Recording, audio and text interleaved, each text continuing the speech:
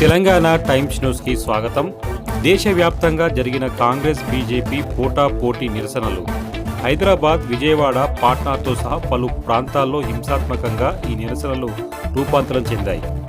Neat ప్రశ్నాపత్రం leakage సమస్యపై ఢిల్లీలోని ప్రధాని నరేంద్ర మోడీ నివాసం వద్ద ధర్నా చేపట్టిన కాంగ్రెస్ నేత, లోక్సభ ప్రతిపక్ష నాయకుడు రాహుల్ గాంధీ, ఆ పార్టీ ప్రధాన కార్యదర్శి ప్రియాంక గాంధీతో పాటు పలువురు అగ్రనేతల అరెస్టులకు నిరసనగా దేశవ్యాప్తంగా ఆందోళనలకు కాంగ్రెస్ పార్టీ పిలుపునివ్వగా, అందుకు పోటీగా బీజేపీ కూడా ఆందోళన కార్యక్రమాన్ని చేపట్టింది.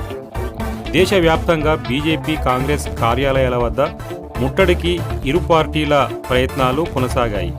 హైదరాబాద్, విజయవాడ, పాట్నాల్లో పరిస్థితి ఉద్రిక్తంగా మారింది. రాళ్లు, కర్రలతో పరస్పర దాడులకు దిగారు ఇరు పార్టీల నేతలు.